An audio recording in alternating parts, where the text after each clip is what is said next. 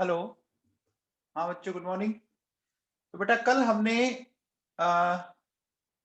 Attacking reagent start किए थे। तो अटैकिंग रिएजेंट में आपने क्या क्या पढ़ा? इलेक्ट्रोफाइल न्यूक्लियोफाइल पढ़ लिए थे बच्चों? इलेक्ट्रोफाइल न्यूक्लियोफाइल बता दिए थे मैंने, और मैंने आपको बोला भी था क्लास 11th का जो टॉपिक में एसिड बेस थ्योरी, वो एक बार आप देखना आप लोगों को। तो अब देखो बच्चों, सुनो। अब बच्चों एक है एमबी फाइल, ठीक है ना। ये एमबी फाइल क्या होते हैं इसको समझो, बहुत ही सिंपल सी बात है बच्चों। एम्फीबियंस जानते हैं आप? एम्फीबियंस जानते हो? एक्वेटिक एंड टेरिस्ट्रियल दोनों हैबिटेट बच्चों, जो पानी में भी रह सकते हैं, है ना, और रह सकते हैं बच्चों। अब देखो बच्चों, सुनो। एमबी फाइल अपन उनको बोलते हैं, है ना, जो बच्चों जिनमें आपकी इलेक्ट्रोफिलिक सरफेस भी हो और न्यूक्लियोफिलिक सरफेस हो, मतलब नेगेटिव भी हो एंड पॉजिटिव भी हो। समझ में आ गया? एमबी फाइल दोनों हो और अलग अलग नेचर हो। तो देखो बच्चों, इस एसीटोन में ध्यान दीजिए। देखो ये जो बीच वाला जो सी डबल बॉन्ड ओ है ना बच्चों, तो यहां इस कार्बन पे क्या आएगा बच्चों? पॉजिटिव। और इस ऑक्सीजन पे क्या आएगा? नेगेटिव आएगा। क्या आएगा बच्चों? प्लस और माइनस। आ गया? नेक्स्ट देखो बच्चों, CH3CN। अब बताओ इलेक्ट्रॉन को कौन खींचेगा? बोलो बच्चों। नाइट्रोजन। तो नाइट्रोजन पर आएगा नेगेटिव चार्ज एंड कार्बन पर आएगा पॉजिटिव चार्ज। क्या समझ में आया आप लोगों को? ये बात। अब देखो बच्चों, नेक्स्ट नेक्स्ट बात करते हैं अपन एम्बीडेंटेट न्यूक्लियोफाइल। क्या बोलते हैं बच्चों? Ambidentate nucleophile. ये टर्म मेरे हिसाब से आप लोग बहुत अच्छे से जानते हो कि एक ही ऐसा न्यूक्लियोफाइल जिसमें दो न्यूक्लियोफिलिक सरफेस हो, मतलब दो जगह से इलेक्ट्रॉन दिए जा सके। देखो बच्चों कैसे, जैसे ये साइनाइड है, साइनाइड में बच्चों ये सरफेस भी दे सकती है और ये भी दे सकता है। बोलो बच्चों, ये दो हो गई कि नहीं हो गई? अरे समझ में आ गया? आ गया समझ में?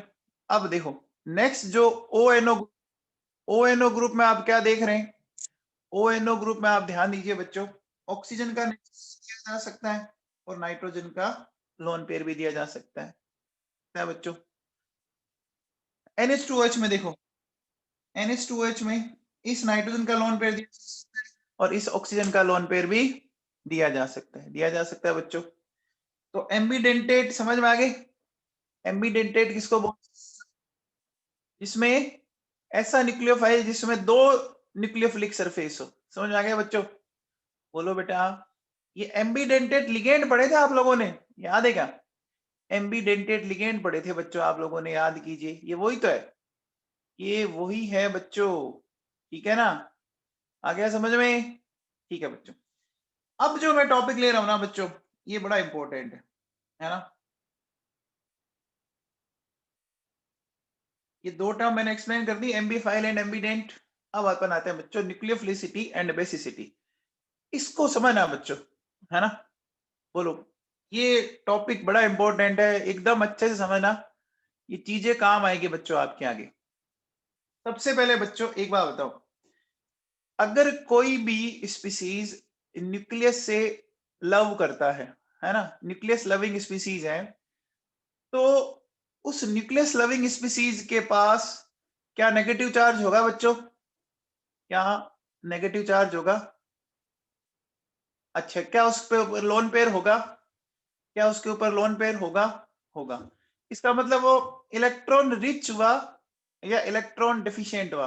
बोलो बच्चों, इलेक्ट्रॉन रिच हुआ, कंफर्म। तो अब देखो बच्चों, सुनो। अब इसमें दो टर्म है बच्चों, बेसिसिटी एंड न्यूक्लियोफिलिसिटी, है ना। इसमें वैसे तो देखो माइन्यूट सा डिफरेंस है, लेकिन बच्चे इसमें बहुत ही परेशान होते हैं। बच्चे इसमें बहुत परेशान होते हैं, ध्यान से सुनना बच्चों। बेस को क्या पसंद है बताओ? बेस को क्या पसंद है? एसिड पसंद है, एसिड मतलब H+ पसंद है ना बच्चों।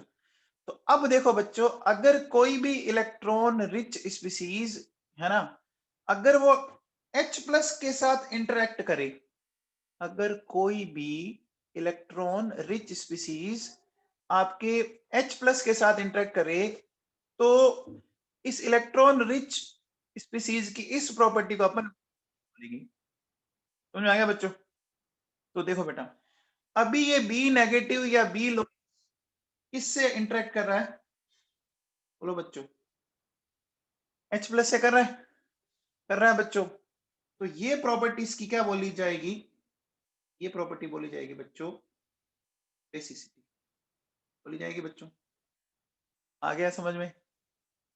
अब देखो बेटा, एक बात बताओ, हाइड्रोजन एक अकेला छोटा सा एटम होता है। हाइड्रोजन एक बहुत छोटा सा एटम है, इस दुनिया का सबसे छोटा एटम है। एज वेल एज इसकी एक ही वैलेंसी होती है बच्चों। हाइड्रोजन प्लस हो गया तो फिर तो ये अकेला हो गया ना, हो गया बच्चों। समझ में आ गया? अब देखो, अब वही बात कि अगर मैं ये बोलूं कि एक इलेक्ट्रॉन रिच स्पीसीज है, वो किसी partially positive charged sp3 carbon से इंटरेक्ट करे, तो इसको बच्चों न्यूक्लियोफिलिसिटी बोलेंगे। देखो बच्चों, आप मुझे बताओ, क्लोरीन और कार्बन में किसकी एन ज्यादा है? क्लोरीन और कार्बन में किसकी एन ज्यादा है? क्लोरीन की ज्यादा है। ये नेगेटिव, ये पॉजिटिव। तो अब मुझे बताओ कि इस B- का इस कार्बन पॉजिटिव से इंटरेक्शन होगा कि नहीं होगा? तो इस इंटरेक्शन को बच्चों अपन क्या नाम दे रहे हैं?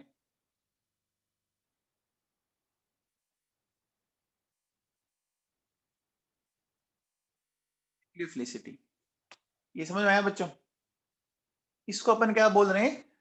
न्यूक्लियोफिलिसिटी। बच्चों देखो, अगर आपका इंटरेक्शन H+ के साथ हो रहा है, इसका मतलब आप एसिड से रिएक्ट कर रहे हो, तो वो तो हो गया बेसिसिटी। और अगर आप कार्बन जो कि पार्शियली पॉजिटिव चार्ज है, अगर आप उससे इंटरेक्ट करते हो, तो उसको बोलेंगे बच्चों न्यूक्लियोफिलिसिटी। क्या ये बात समझ में आ गई? आगे बच्चों डिफरेंस समझ में आ गया? अब देखो बच्चों, एक ही चीज के दो अलग अलग रोल हो सकते हैं ना। एक ही चीज के दो अलग अलग रोल हो सकते हैं, आप इसको ऐसे सोचिए। कहते ना, सास भी कभी बहू थी, है ना। हमारी मम्मी हमारी दादी के तो क्या है, बहू है ना। लेकिन अब मान लीजिए आपकी, अगर आपकी मम्मी के बेटे की बहू हो, तो वो सास बन गई ना। अरे बोलो बच्चों, आपकी मम्मी आपकी वाइफ के लिए क्या होगी? सास हो जाएगी ना। तो है चीज वही, लेकिन क्या होगी? लेकिन रोल अलग अलग हो गया ना। कि बेस अगर आपका B नेगेटिव या B लोन पर H+ से इंटरेक्ट कर रहा है तो बेसिसिटी, और अगर वो क्या कर रहा है, sp3 कार्बन जिसमें पार्शियल पॉजिटिव चार्ज से इंटरेक्ट कर रहा है, तो न्यूक्लियोफिलिसिटी। डिफरेंस समझ में आ गया बच्चों? ठीक है। अब देखो बच्चों, एक तरह से समझ में आ गया कि ये जो है, ये आपके कैसे टर्म है? रिलेटिव टर्म है बच्चों, ठीक है ना। अब मुझे एक बात दो बच्चों, H+ तो एक अकेला एटम होगा ना। H+ तो एक अकेला एटम होगा ना बच्चों। तो इस पे अटैक करना तो इजी है ना, इस पे अटैक करना तो इजी है। लेकिन भैया जो sp3 कार्बन है, वो तो कृष्ण का नहीं है भैया, चारों तरफ से सराउंडेड है ये। बोलो बच्चों, तो इस तरफ पहुंचने के लिए, यहां तक पहुंचने के लिए, बोलो बच्चों, इसको स्टेरिक हिंड्रेंस फेस करनी पड़ रही है क्या?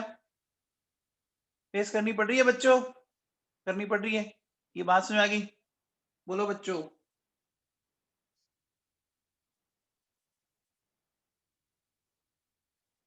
तो हम क्या बोलेंगे? देखो, बेसिसिटी जो है वो स्टेरिक हिंड्रेंस से अफेक्ट नहीं होती, बट न्यूक्लियोफिलिसिटी अफेक्ट हो रही है। समझ में आ गई? बोलो बच्चों, समझ में आ गया? H+ अकेला है, ये तो किसी से सराउंडेड है ही नहीं, तो इस तक तो पहुंचने में कोई जोर ही नहीं आएगा। लेकिन एक कार्बन देखो बच्चों, 4 एटम से बॉन्डेड है, तो ये कार्बन चारों तरफ से सराउंडेड है ना। अरे बच्चों सराउंडेड है ना, बोलो। तो यहाँ तक पहुंचने में स्टेरिक हिंड्रेंस का रोल होगा बच्चों। अब देखो बच्चों सुनो, अब हमें न्यूक्लियोफिलिसिटी का डिटर्मिनेशन करना है ना। देखो बच्चों, इन जनरल क्या होता है, इन जनरल आपका जो बेसिसिटी का ऑर्डर होता है वही न्यूक्लियोफिलिसिटी का ऑर्डर होता है in general, most of cases में।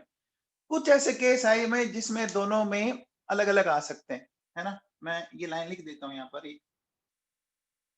देखो बच्चों क्या बोल रहा हूं। इन जनरल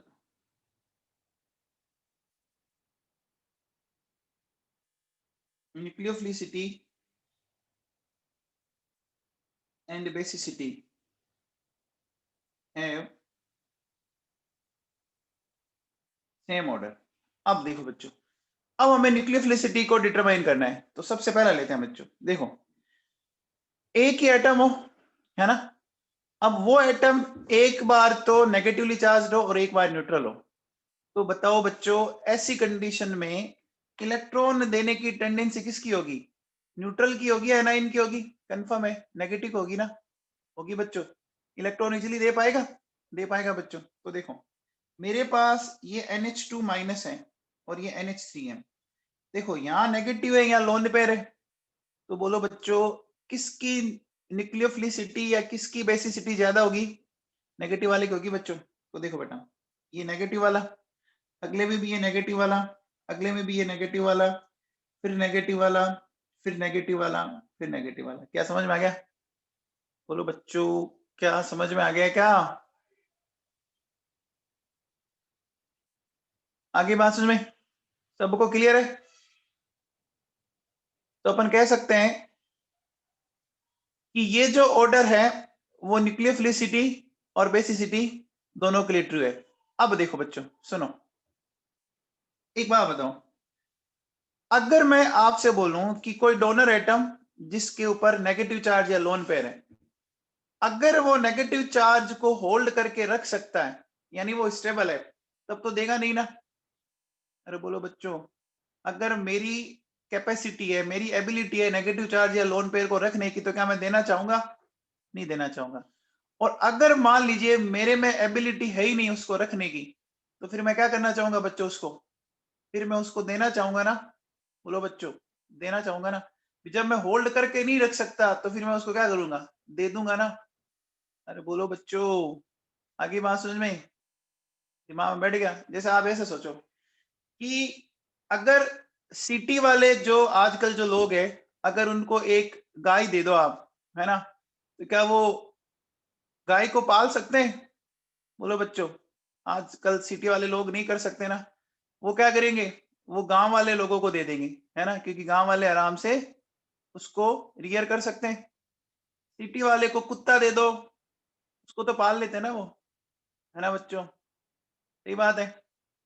तो सिटी वालों की गाय रखने की तो हिम्मत नहीं है, गाय को रियर करने की हिम्मत नहीं है, लेकिन वो कुत्ते को जरूर पाल लेंगे। अब समझ में आ गई बात। तो अब मुझे बताओ बच्चे, देखो अगर नेगेटिव चार्ज, है ना, स्टेबल नहीं है तो आप आराम से दोगे, और नेगेटिव चार्ज स्टेबल है तो आप दोगे नहीं। तो बच्चों अपन कुछ एग्जांपल से इसको समझने की कोशिश करते हैं। देखिए पहला एग्जांपल, हमें इनकी न्यूक्लियोफिलिसिटी या बेसिसिटी का ऑर्डर निकालना है। तो बच्चों एक बात बताओ, इस फर्स्ट एग्जांपल में ये ऑक्सीजन नेगेटिव इनके साथ रेजोनेंस में जाएगा, जाएगा कि नहीं जाएगा, जाएगा बच्चों। अब मुझे बताओ अगर नेगेटिव चार्ज रेजोनेंस में जा रहा है तो वो स्टेबल हुआ कि नहीं हुआ, अगर नेगेटिव चार्ज रेजोनेंस में जा रहा है तो स्टेबल हुआ कि नहीं हुआ। अब बताओ अगर वो चीज स्टेबल है तो क्या हम देना पसंद करेंगे, अगर वो चीज स्टेबल है तो क्या हम देना पसंद करेंगे, नहीं करेंगे, नहीं देंगे। ओके, अब बताओ CH3CO माइनस, इसमें भी रेजोनेंस हो रहा है, हो रहा है बच्चों, ठीक है।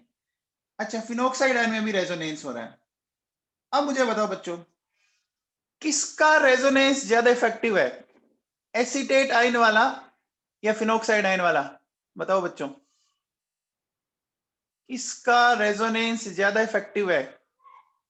देखो बच्चों एसीटेट आयन वाला रेजोनेंस ज्यादा इफेक्टिव है, भले इसकी दो ही रेजोनेटिंग स्ट्रक्चर बन रही हो, लेकिन आपको पता है इसमें नेगेटिव चार्ज हमेशा कहां पे रहेगा, ऑक्सीजन पे रहेगा।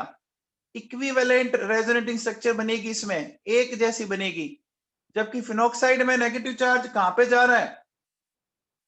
ऑक्सीजन के बाद बच्चों कार्बन पे भी जाने लग गया। कार्बन पे नेगेटिव चार्ज रख सकते हैं क्या? क्या कार्बन की नेगेटिव चार्ज को रखने की औकात है क्या? नहीं है ना। अरे बच्चों समझ में आई क्या मैं क्या बोल रहा हूँ?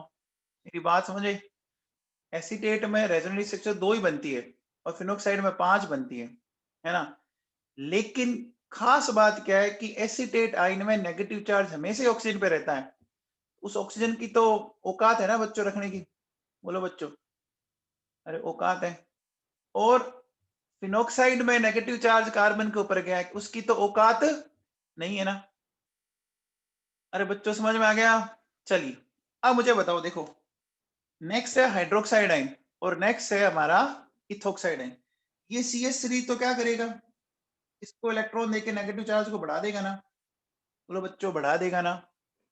तो अब मुझे बताओ, देखो कौन नेगेटिव चार्ज को इजीली देगा? फिर कौन नेगेटिव चार्ज को इजीली देगा? जिसकी होल्ड करने की कैपेसिटी नहीं है, लास्ट वाला देगा ना। अरे फर्स्ट वाले में तो नेगेटिव चार्ज रेजोनेंस के कारण स्टेबल हो गया।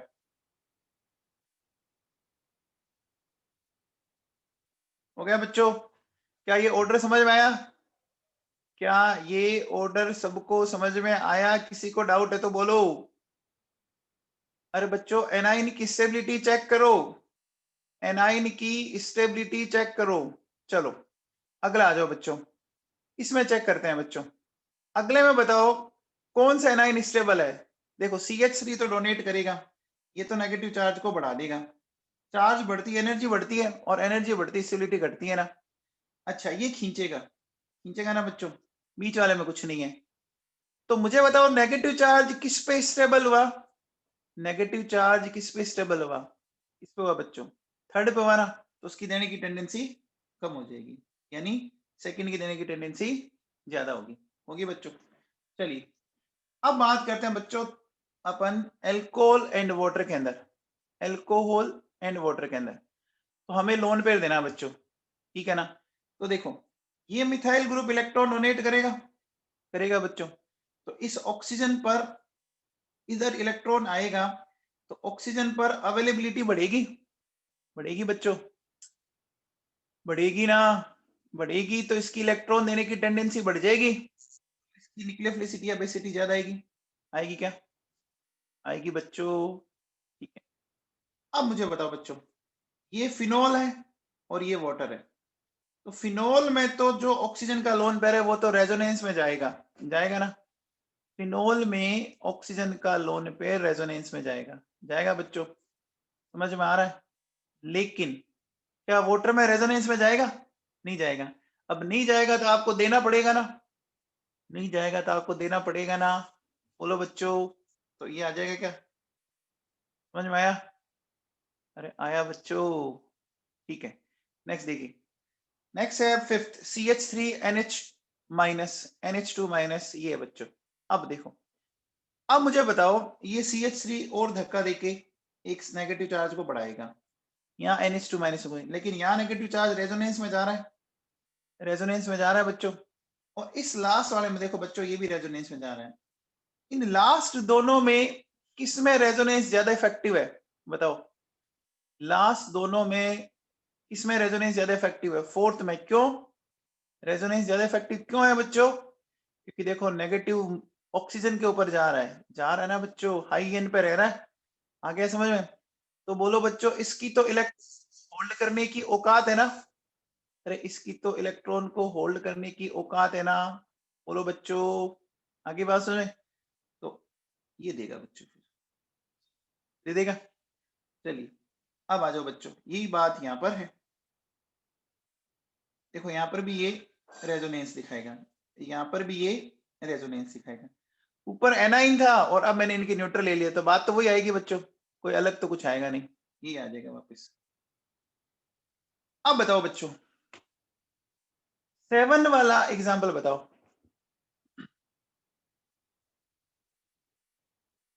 7 में किसकी ज्यादा होगी न्यूक्लियोफिलिसिटी? वेरी गुड नैना मदान, बहुत बढ़िया।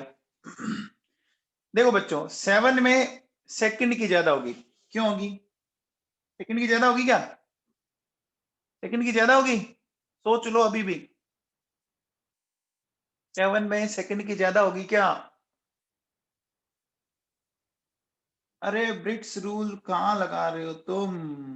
देखो, समझो इसको ढंग से। सेकंड की नहीं होगी बच्चों, ये इसीलिए, देखो मैं आपको समझाता हूँ, ध्यान देना। मुझे बताओ, 7 में जो पहली स्ट्रक्चर है वो एक क्लोज स्ट्रक्चर है क्या? पहली स्ट्रक्चर क्लोज है ना, कोई बॉन्ड खुला हुआ नहीं है, नहीं है ना बच्चों? अब देखो, सेकंड स्ट्रक्चर ओपन है ना, क्या ऊपर से बॉन्ड आपस में कहीं जुड़े हुए हैं क्या? कनेक्ट है क्या? तो वो बॉन्ड किधर ही मूव कर सकते हैं ना, कभी नीचे आ जाएंगे कभी ऊपर आ जाएंगे। फर्स्ट वाली स्ट्रक्चर में तो सारे बॉन्ड ऊपर है, तो लोन पेयर हमेशा कहाँ रहेगा? अरे फर्स्ट में सारे स्ट्रक्चर बॉन्ड कनेक्टेड है, क्लोज स्ट्रक्चर है, लोन पेयर नीचे रहेगा ना। सेकंड में हो सकता है ये नीचे आ जाए, कभी उल्टा भी तो हो सकता है ना इसका। अरे ऐसा भी तो हो सकता है ना बच्चों, ये फ्लिप मार जाए, घूम सकता है ना। अरे अगर ये ओपन है वायर, तो ये कभी भी किसी के साथ जुड़ सकते हैं ना। तो मुझे बताओ, एक स्ट्रक्चर क्लोज है यानी नाइट्रोजन के लोन पेयर की पोजीशन डेफिनेट है, और एक एक मूव कर रहा है इधर उधर, मस्त मोले की तरह। अरे समझ में आई बात? इसको बोलते हैं बच्चों फ्लिपिंग। तो फ्लिपिंग जब भी होगी ना, तो बेसिसिटी या न्यूक्लियोफिलिसिटी घट जाएगी। अरे समझ में आ गया? बोलो बच्चों, समझ में आ गया क्या? आ गया?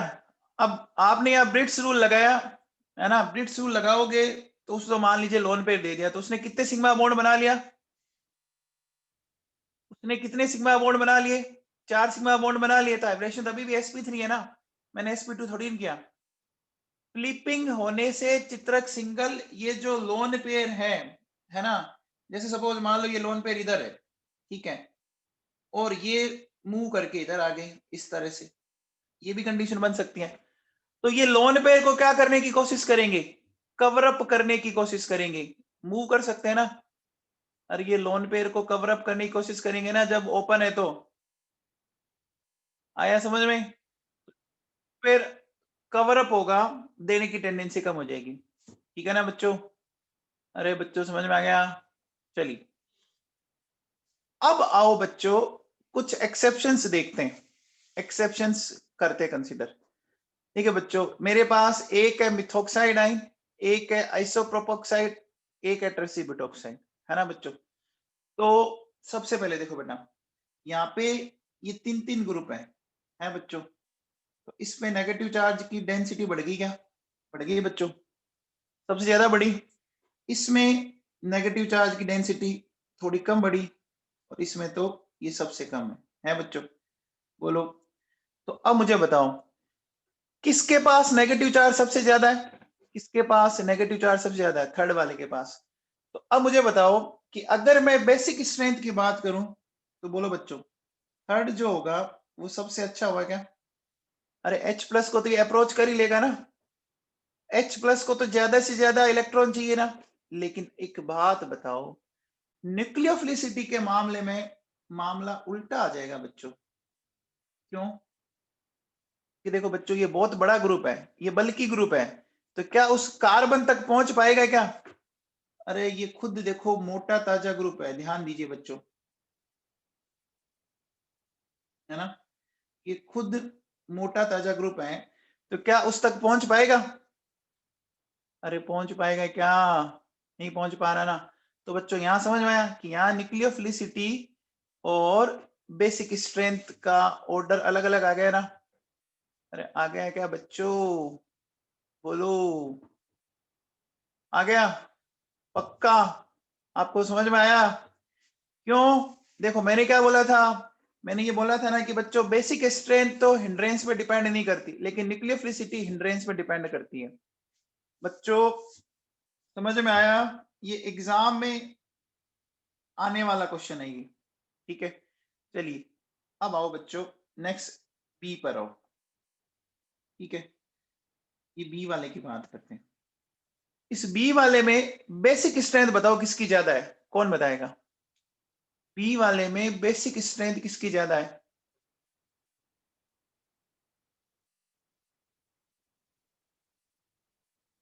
कौन एक्सप्लेन करेगा इसको अच्छे से? जो अच्छे से एक्सप्लेन कर सकता है वो अपना हैंड रेज करे।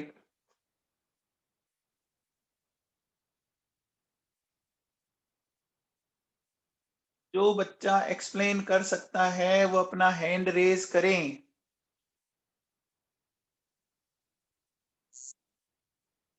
जनागल साहब, दोनों में डी लोकलाइज्ड है।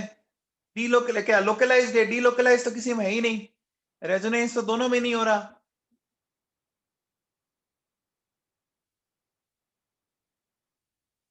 चित्रक सिंगल बता भाई, किसकी बेसिक स्ट्रेंथ ज्यादा है? चित्रक सिंगल।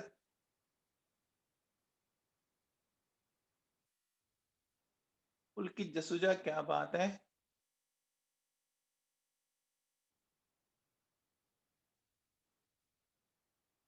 हम्म। देखो बच्चों, बेसिक स्ट्रेंथ है ना, वो सेकंड की ज्यादा है फर्स्ट से, और न्यूक्लियोफिलिसिटी है ना, वो फर्स्ट की ज्यादा है सेकंड से। उल्टा है मामला। अब ये ऐसा कैसे हो गया? ये बड़ा इंटरेस्टिंग हो गया मामला। इसको कैसे समझाएंगे? सुनो बच्चों, बेस का मतलब किससे रिएक्ट करवाना होता है? अरे बेस का मतलब किससे? H+ से। तो ये H+ खा के अमोनियम आयन में कन्वर्ट होगा, होगा बच्चों। और ये इस तरह से कन्वर्ट होगा, होगा बच्चों। अब मुझे बताओ, ये कुछ ना कुछ इलेक्ट्रॉन खींचेगा ना? अरे खींचेगा। आप एक काम करो, इसको है ना इस तरह से दिखा दो, चलो।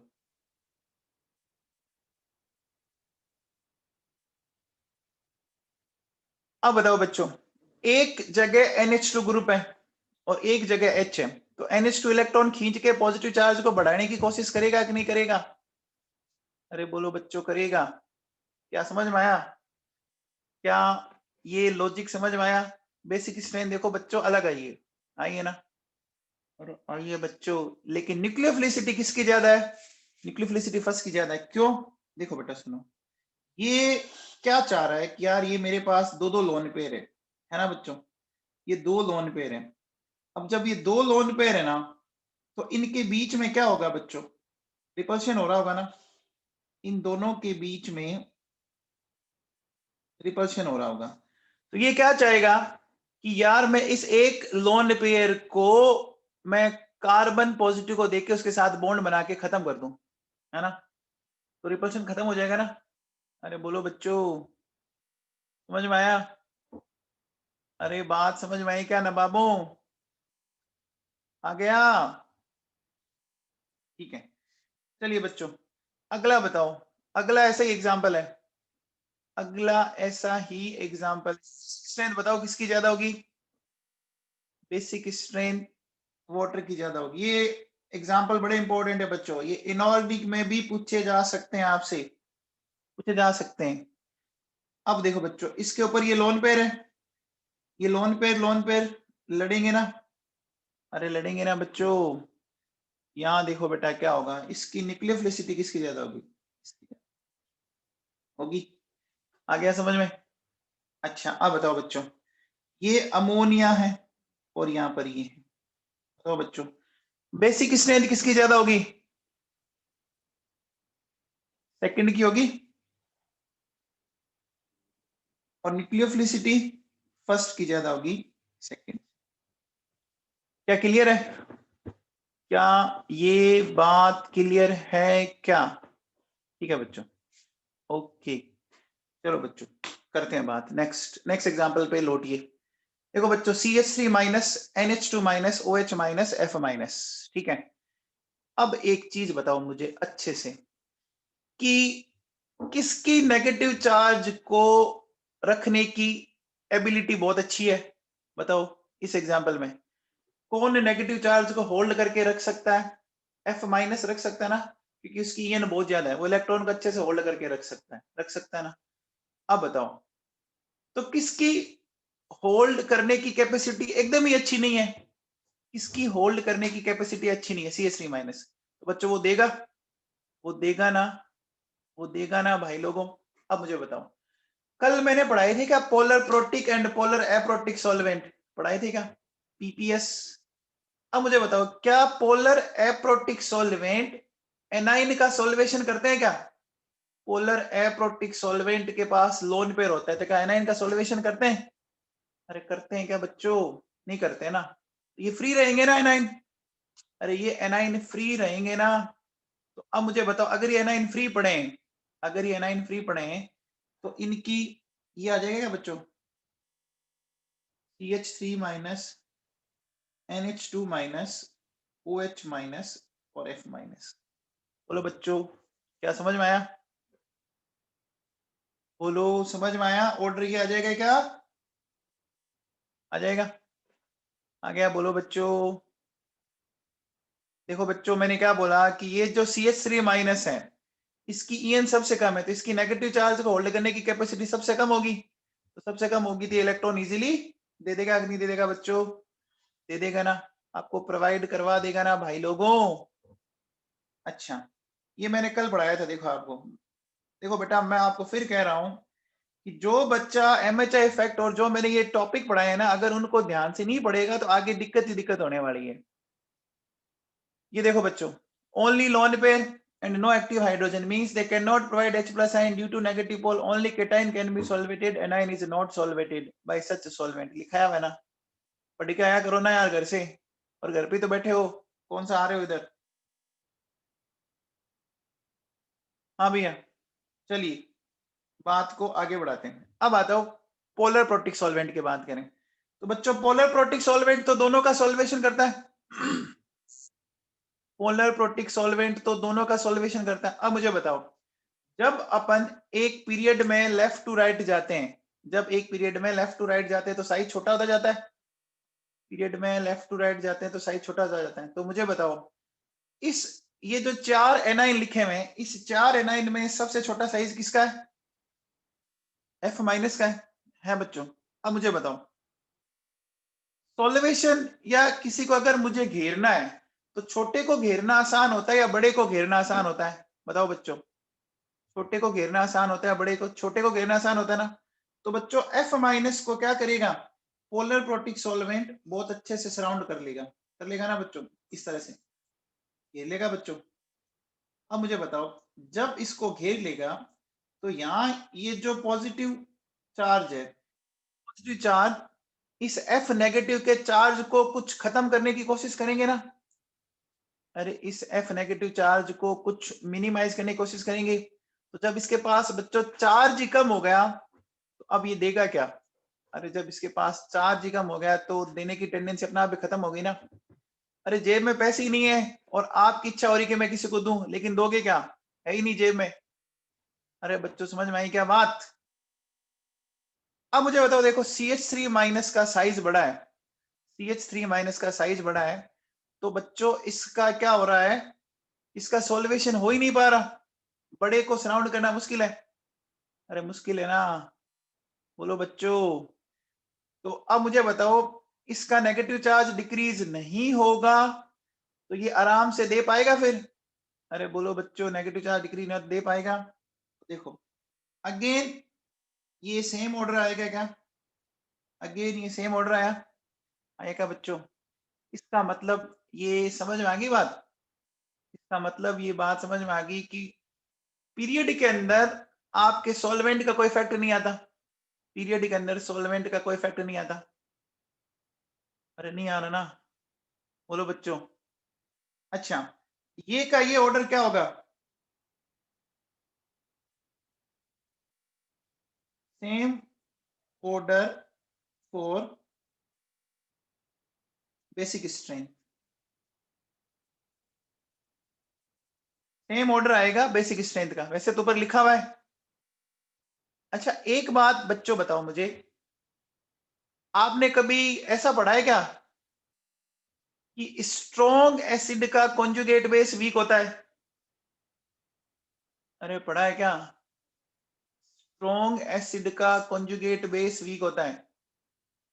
अब देखो बच्चों, एक काम करो, हम इनके अंदर, सब के अंदर देखो बच्चों, एक एक H जोड़ते हैं। CH4 NH3 H2O हो गया बच्चों, ये है। अब मुझे बताओ, अगर मैं आपसे इनकी एसिडिक स्ट्रेंथ पूछूं तो बताओ बच्चों, इनकी एसिडिक स्ट्रेंथ कौन रही आएगा क्या? अरे मीथेन, अमोनिया, H2 और HF, एसिडिक स्ट्रेंथ का ऑर्डर ये आएगा क्या? बोलो। तो एसिड सबसे स्ट्रॉन्ग कौन है? एसिड सबसे स्ट्रॉन्ग कौन सा है? HF। तो इसका कॉन्जुगेट बेस सबसे वीक होगा क्या? इसका कॉन्जुगेट बेस सबसे वीक होगा क्या? होगा बच्चों? हो जाएगा? सबको क्लियर है ये बात? सबको क्लियर हुई बात? अरे ये तो पढ़ा होगा ना यार मेरे भाई, बोलो तो सही। चलो नेक्स्ट बात करते हैं बच्चों, नेक्स्ट आ जाओ। नेक्स्ट है बच्चों, देखो ग्रुप की बात कर रहे हैं, F minus Cl minus Br minus and I minus, है ना बच्चों? देखो बच्चों, सबसे पहले अगर मैं इनकी बेसिक स्ट्रेंथ का ऑर्डर लिखूंगा तो बेसिक स्ट्रेंथ तो बच्चों ये आएगी, देखो F minus Cl minus Br minus और I माइनस। क्या ये बात आपके भेजे में बैठ रही है? क्या ये बात आपके भेजे में बैठ रही है? बेसिक स्ट्रेंथ, बोलो बच्चों। आप मुझे बताओ, अगर आप लोगों ने कभी किसी जमाने में पढ़ा हो HF, HCl, HBr, HI, जैसे जैसे आप नीचे जाओगे, बोलो बच्चों, बॉन्ड लेंथ बढ़ रही है ना? बॉन्ड लेंथ बढ़ रही है, बॉन्ड लेंथ बढ़ रही है तो बॉन्ड इजीली टूटेगा। तो H इजीली कौन देगा? H इजीली कौन देगा बच्चों? HI देगा। इसका मतलब HI सबसे स्ट्रॉन्ग एसिड हुआ ना? बोलो बच्चों, HI जब स्ट्रॉन्ग एसिड हुआ तो इसका कंजुगेट बेस, इसका कंजुगेट बेस सबसे वीक हुआ। अरे बच्चों समझ में आ गया क्या? यहां तक समझ में आ गया? अब आ जाओ बच्चों, बात करते हैं न्यूक्लियोफिलिसिटी इन PAS। ये PAS समझ रहे हो आप? PAS का मतलब क्या है? अरे PAS का मतलब क्या है? पोलर एप्रोटिक है ना? अब मुझे बताओ, क्या पोलर एप्रोटिक एनाइन को सॉल्वेट कर पाएगा? पोलर एप्रोटिक एनाइन को सॉल्वेट कर पाएगा? नहीं कर पाएगा ना? पक्का नहीं कर पाएगा ना? एकदम क्लियर है ना बात? सोच लो बच्चों, नहीं कर पाएगा ना? तो अब मुझे बताओ, इन एनाइन में से इनका सोल्वेशन तो हुआ नहीं, तो किस एनाइन के पास चार्ज की डेंसिटी अच्छी बली है? बताओ, इस एनाइन के पास चार्ज की डेंसिटी अच्छी बली है? F के पास है ना? छोटा साइज है ना? अरे छोटा साइज है बच्चों। और तो मुझे बताओ, जिसके पास चार्ज की डेंसिटी अच्छी है तो उसकी न्यूक्लियोफिलिसिटी भी फिर अच्छी आएगी क्या? अरे बोलो बच्चों।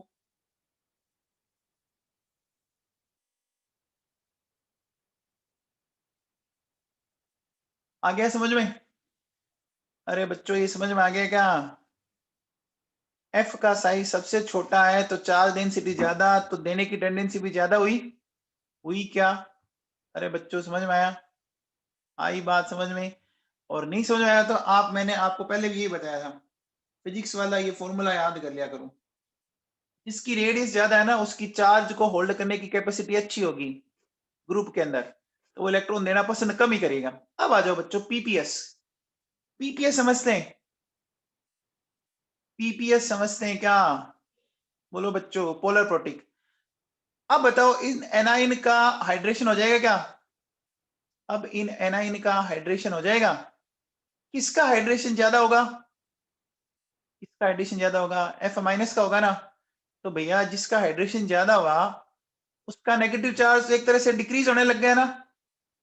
नेगेटिव चार्ज बच्चों डिक्रीज होने लग गया। अब जब बेचारे के पास चार्ज ही नहीं बचा तो देगा क्या? बोलो बच्चों। तो इस बार उल्टा आया क्या? क्या ये बात आपके भेजे में बैठी? अरे ये बात भेजे में बैठी क्या? सबके, सबके बैठी? बोलो, आपके मोबाइल की कसम, सबके बैठी? बोलो बच्चों, मोबाइल की कसम आपको, आपके मोबाइल की कसम सबके बैठ गई? पक्का? ठीक है, ओके। चलो साहब, मोबाइल की कसम मुझे पता है आप झूठी नहीं खाएंगे, है ना? राजवीर, रुक जा अब तू। हाँ जी सुनिए, देखिए बच्चों हमने बात की, अब देखिए बेटा अपन क्या करें, तो अपन ऐसा कह सकते हैं बच्चों, देखो smaller A9 will show more solvation in polar protic solvent. So charge density decreases, hence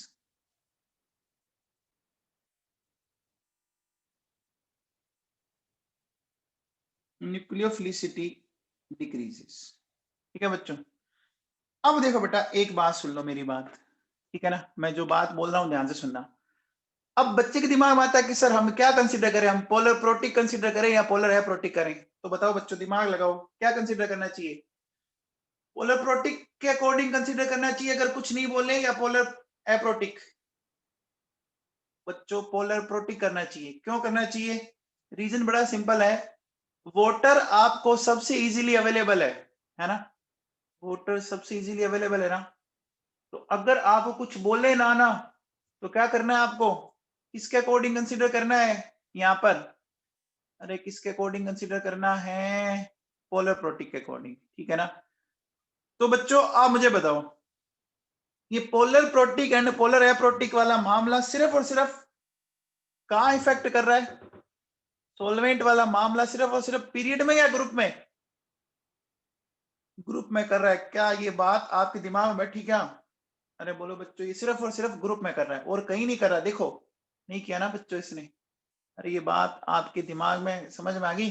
चलो बच्चों अब अपन कुछ न्यूक्लियोफिलिसिटी के ऑर्डर चेक करते हैं, चलो ये न्यूक्लियोफिलिसिटी का ऑर्डर बताओ बच्चों, CH3 minus NH2 minus CH3 minus CH3O minus, देखो बच्चों इस लास्ट वाले में तो रेजोनेंस होगा, रेजोनेंस के कारण नेगेटिव चार्ज की स्टेबिलिटी बढ़ जाएगी, तो इसकी तो होल्ड करने की कैपेसिटी बहुत अच्छी बनी है ना बच्चों। अब बताओ पहले कार्बन पे फिर नाइट्रोजन पे फिर ऑक्सीजन पे, तो आपको पता होगा नेगेटिव चार्ज को होल्ड करने की कैपेसिटी लेस ईएन वाले की बहुत ही कम होती है ना, अरे CH3 माइनस की होल्ड करने की कैपेसिटी बहुत कम होगी ना बच्चों, बोलो बच्चों, तो ये ऑर्डर आ जाएगा क्या,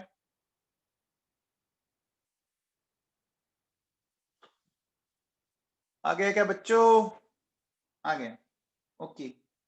अब देखो बेटा क्या करेगा, ये डोनेट करेगा, ठीक है, और पीएच क्या करेगा बच्चों, खींचेगा ना, अरे पीएच तो खींचेगा ना, बोलो बच्चों, पीएच तो खींच लेगा ना, बात समझ में आई क्या, आगे बच्चों ये बात आपको समझ में, तो अब मुझे बताओ अगर मैं आपसे इनका ऑर्डर पूछूं तो बताओ ऑर्डर क्या आएगा, ये आएगा 1 2 3 आ जाएगा बच्चों। चलो ये देखो बच्चों ये किसी जमाने में एम्स में आया हुआ क्वेश्चन है, ये किसी जमाने में एम्स में आया हुआ क्वेश्चन है,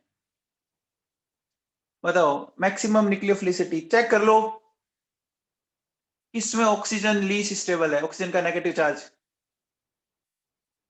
बहुत ही आसान, भयंकर वाला आसान, बहुत ही आसान, देखो बच्चों यहाँ नेगेटिव रेजोनेंस में जा रहा है, यहाँ भी नेगेटिव रेजोनेंस में जा रहा है, यहाँ भी नेगेटिव रेजोनेंस में जा रहा है, एक ही है जिसमें रेजोनेंस में नहीं जा रहा, very good yes Vardhan Singh, बहुत बढ़िया बेटा, सी हो गया।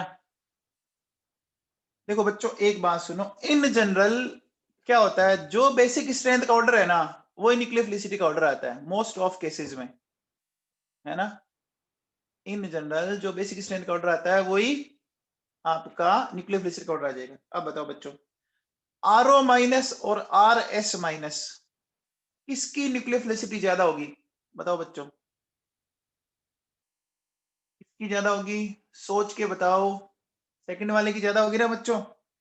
अब देखो बेटा क्या करेंगे आप ध्यान देना, अब मुझे यहाँ पर कोई सॉल्वेंट बोला नहीं, कोई सॉल्वेंट बोला नहीं तो मैं पोलर प्रोटिक को कंसीडर करूंगा, पोलर प्रोटिक को कंसीडर करूंगा तो O नेगेटिव का साइज छोटा है ना, छोटे का तो सोल्वेशन हो जाएगा। एस माइनस का साइज बड़ा है ना, एस माइनस का साइज बड़ा है ना बच्चों, तो उसका सॉल्वेशन नहीं होगा। आया समझ में? बोलो बच्चों। चलो ये लास्ट क्वेश्चन फिर आपका एम्स में आया बच्चों, ठीक है ना। इसमें बताओ बच्चों, C6H5 है ना, ये फिनोक्साइड आइन है बच्चों।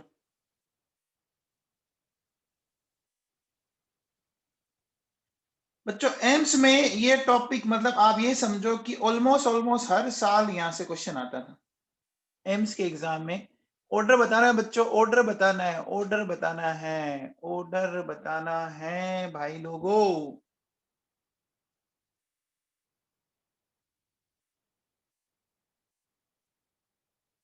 देखो बच्चों, सबसे पहले ये जो कंपाउंड है ना, इन कंपाउंड की आपको बेसिक स्ट्रेंथ मेरे हिसाब से निकालनी चाहिए। आपको इनकी बेसिक स्ट्रेंथ निकालनी चाहिए, है ना।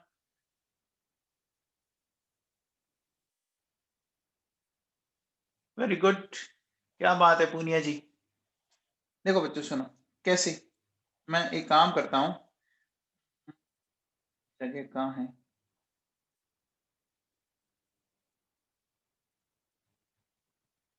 चलो देखो यहां मैं समझाता हूं एक बार आपको। देखो बच्चों, एक तो मेरे पास है PHO नेगेटिव, एक मेरे पास ये था बच्चों। फिर एक मेरे पास ये और एक मेरे पास ये है बच्चों, ये थे, ठीक है। अब देखो बच्चों, हम क्या करेंगे, इनमें सब में हम क्या करते हैं बच्चों, एक एक H+ जोड़ देते हैं और इनका एसिड बना लेते हैं।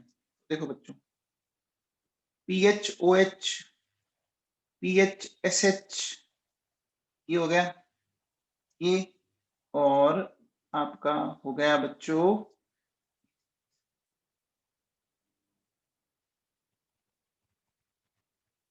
ये बन गया। अब देखो बेटा, ये जो कंपाउंड है, ये first, second, third and fourth, अगर मैं इनकी एसिडिक स्ट्रेंथ निकालूं तो बच्चों बताओ किसकी एसिडिक स्ट्रेंथ सबसे ज्यादा होगी, कौन बताएगा? इसकी एसिडिक स्ट्रेंथ सबसे ज्यादा होगी,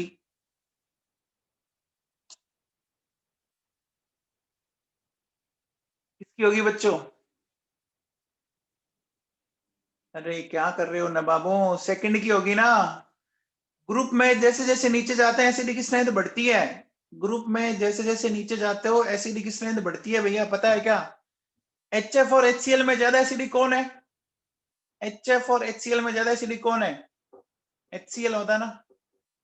तो अब बताओ H2O और H2S में ज्यादा एसिडिक कौन होगा? अरे H2O और H2S में H2S होगा ना।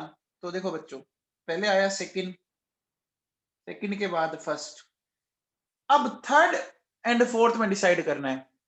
तो थर्ड और फोर्थ में डिसाइड करना है बच्चों, बताओ। तो देखो यहाँ नेगेटिव रेजोनेंस में जाएगा तो ऑक्सीजन पे जाएगा, जाएगा ना।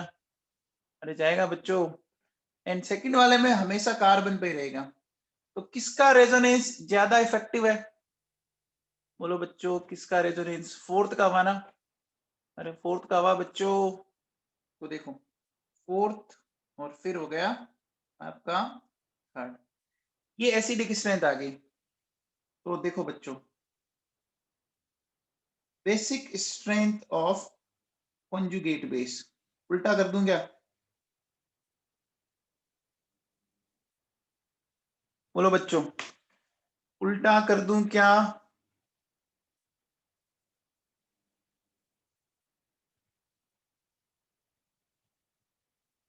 आ गया समझ में?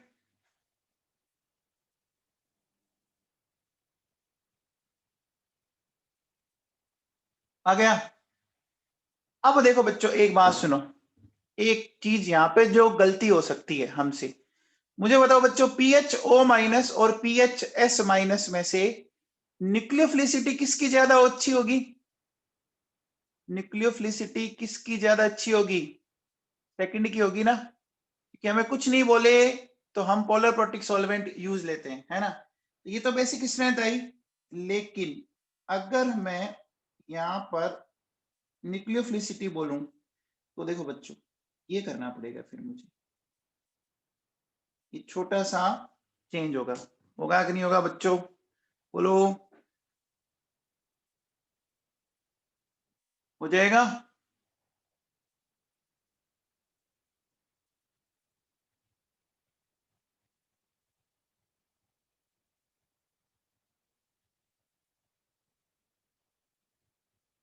अरे आंचल, माइनस एम इफेक्ट कौन लगा रहा है? फिनोक्साइड आइन ज्यादा एसिडिक होता है, वो तो एसीटोन है, एसीटोन ज्यादा एसिडिक होता है क्या? है?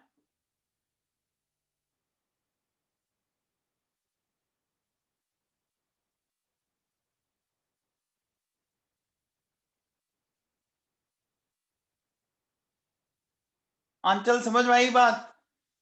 फिनोल तो एसिडिक होता है, फिनोल का तो नाम ही कार्बोलिक एसिड है। अरे बच्चों, ये एग्जाम्पल समझ में आ गया? ये एग्जाम्पल समझ में आ गया क्या? ये देखो, ये किसी जमाने में एम्स में आया हुआ क्वेश्चन है बच्चों, किसी जमाने में एम्स में आया हुआ क्वेश्चन है ये। ठीक है, तो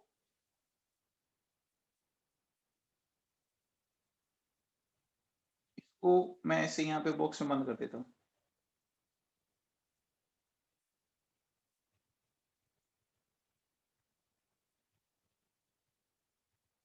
ठीक है, चलो बच्चों वापिस ऊपर लौटो।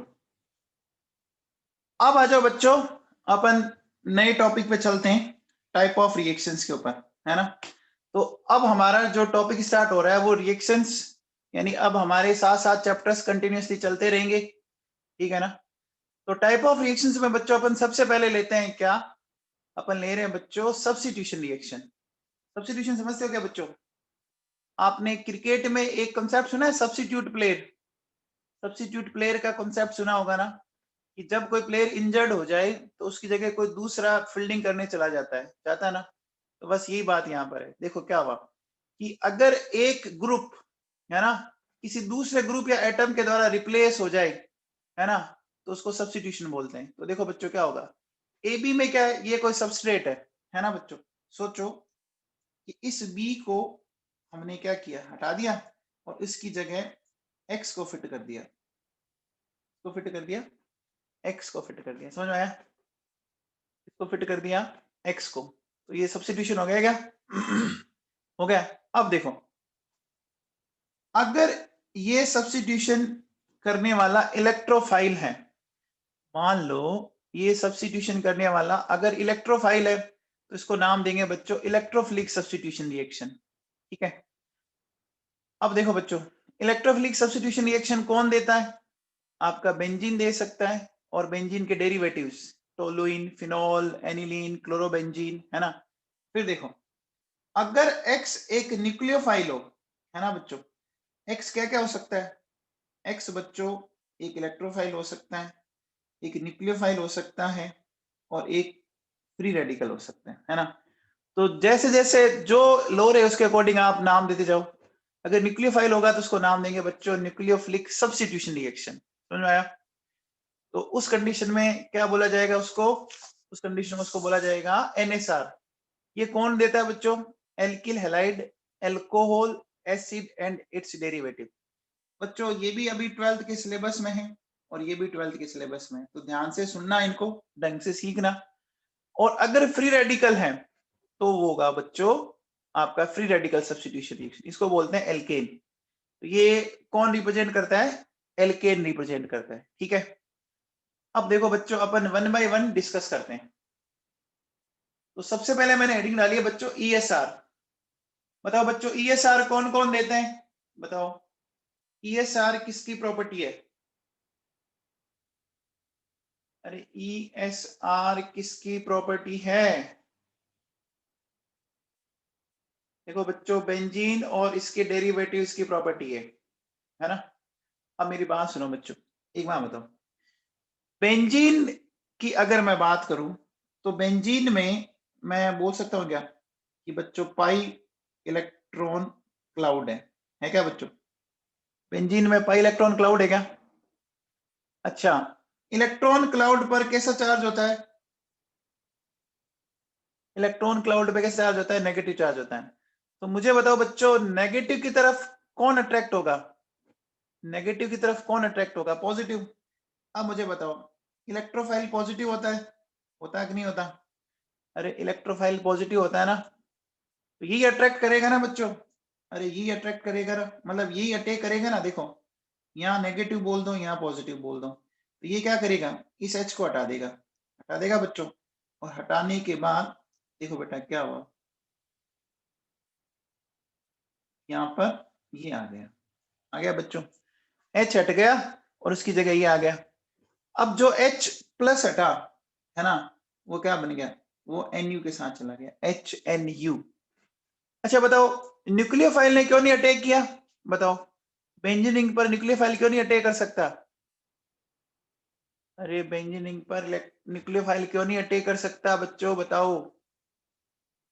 देखो बच्चों, बेंजीन रिंग पे खुद पे नेगेटिव चार्ज और न्यूक्लियोफाइल पे नेगेटिव चार्ज, है ना।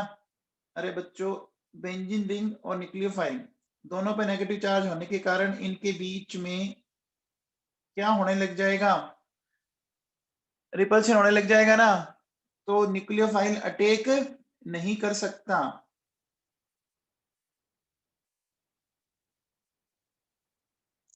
क्या ये समझ में आया? क्या ये आपको इतना समझ में आया बच्चों? आ गया पक्का? चलिए बच्चों, अब देखो, ये जो रिएक्शन है ना बच्चों, ये कितने स्टेप में होती है इसको समझते हैं बच्चों। ये 2 स्टेप होती है। सबसे पहले देखो बच्चों, आपने क्या देखा कि बेंजीन रिंग में पाई इलेक्ट्रॉन क्लाउड है बच्चों। इस पाई इलेक्ट्रॉन क्लाउड की तरफ कौन अट्रैक्ट होगा? बोलो बच्चों, पाई इलेक्ट्रॉन क्लाउड की तरफ कौन अट्रैक्ट होगा? इलेक्ट्रोफाइल होगा ना, क्योंकि नेगेटिव की तरफ पॉजिटिव जाएगा। अब देखो बच्चों कैसे, सुनो, मान लो मैं इस बॉन्ड को ऐसे तोड़ता हूं, ये नेगेटिव ये पॉजिटिव, ऐसे तोड़ा। बोलो बच्चों, ये इलेक्ट्रोफाइल इस पर अटैक कर जाएगा क्या? ये इलेक्ट्रोफाइल इस पर अटैक कर जाएगा।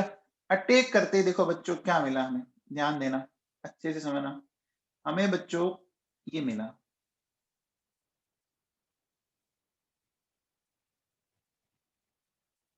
मिल गया, मिल गया बच्चों। अरे मिल गया। अब देखो एक बात ध्यान रखना, संगत का असर होता है ना, संगत का असर होता है। बोलो बच्चों, आपके सर्कल का असर होता है। बेंजीन रिंग पर अटैक किसने किया? बेंजीन रिंग पर अटैक किसने किया? प्लस वाले ने। तो रिंग पे चार्ज भी कैसा डेवलप हो गया बताओ? रिंग पे चार्ज भी कैसा डेवलप हो गया? प्लस हो गया। अब देखो बच्चों, इसको क्या बोलते हैं? इसको बच्चों अपन क्या क्या नाम देते हैं पता है क्या? इसको बोलते हैं बच्चों, देखो एरीनियम आयन। तो क्या बोल रहे हैं? एरीनियम आयन। क्यों बोल रहे हैं, समझ में आ रहा है? अब पता है बच्चों, ये एरीन है ना। और जब किसी के ऊपर पॉजिटिव आ जाता है तो उसको क्या लगा देते? ईएम लगा देते। इसको क्या लगा देते हैं बच्चों? ईएम लगा देते हैं, एरीनियम आयन। या इसी को बोलते हैं बच्चों सिग्मा कॉम्प्लेक्स, बोलते हैं बच्चों। सिग्मा क्यों बोला? सिग्मा क्यों बोला बच्चों? देखो पाई बॉन्ड टूट के एक नया सिग्मा बॉन्ड बना ना। अरे पाई बॉन्ड टूट के सिग्मा कॉम्प्लेक्स बना।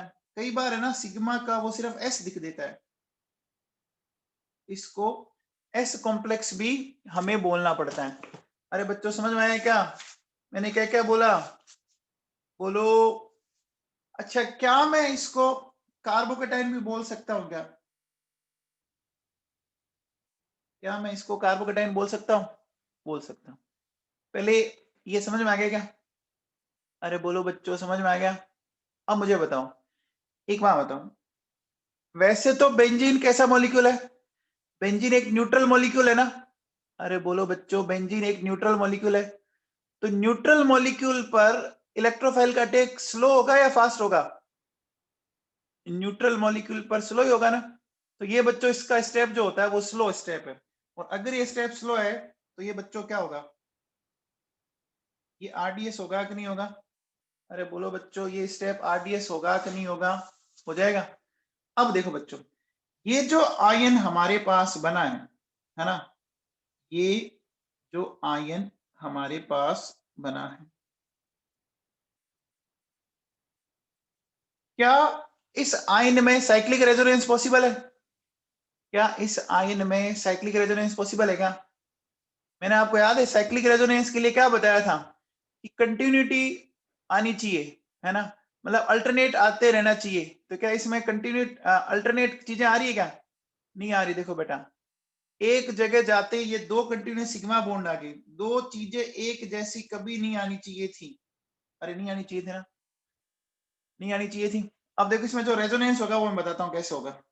ये इधर गया बच्चों, जैसे ही ये इधर गया, है ना बेटा, जैसे ही ये इधर गया, ये एक जंप मार के यहाँ आ गया।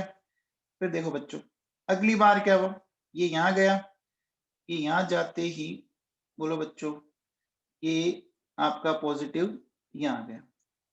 अब बताओ बच्चों, क्या इससे आगे वो जा सकता है क्या? अरे इससे आगे वो जा सकता है क्या? नहीं जा सकता ना, क्योंकि अब देखो प्लस अगले डबल बॉन्ड के अल्टरनेट नहीं है। देखो इस प्लस के बाद बच्चों दो कंटिन्यूस सिंगल बॉन्ड आ गई। अरे बात समझ में आ गई क्या? बोलो बच्चों। तो अब देखो, अगर मैं एरिनियम आयन का हाइब्रिड बनाऊं, तो बोलो बच्चों, एरिनियम आयन का हाइब्रिड कुछ ऐसा बनेगा क्या? देखो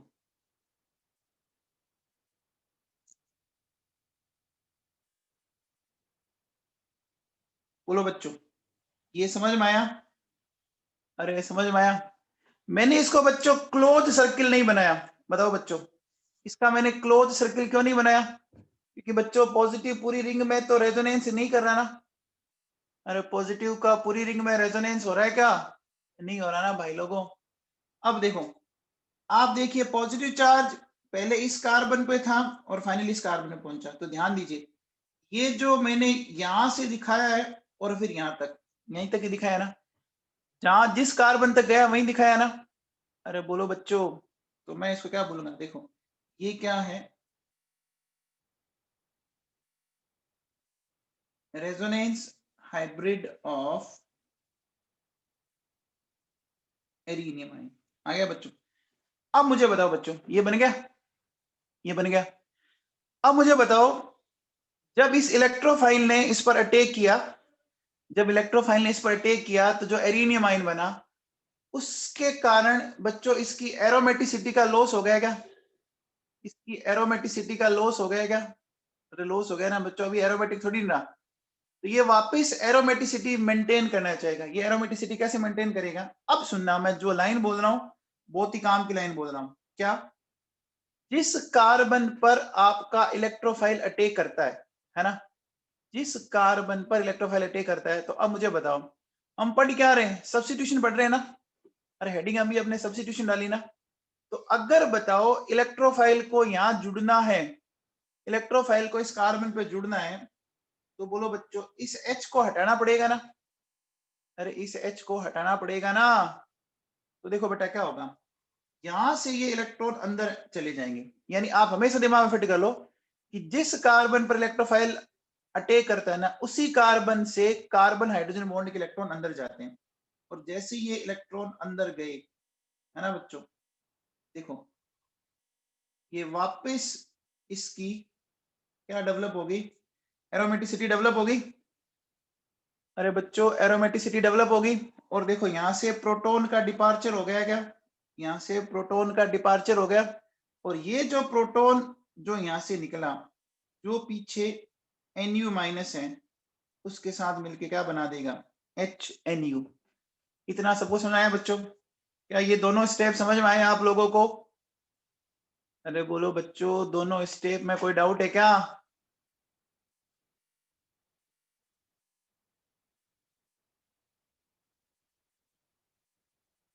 पक्का? पुलकित जसूजा, तेरे को समझ में आ गया? पुलकित, ठीक है भैया। अब देखो बच्चों सुनो, एक बात बताओ, मुझे एक चीज बताओ, रिंग पर कौन अटैक कर रहा है? रिंग पर अटैक कौन कर रहा है बच्चों? इलेक्ट्रोफाइल। इस प्लस वाले को क्या चाहिए? प्लस वाले को क्या चाहिए रिंग के अंदर? नेगेटिव चाहिए ना।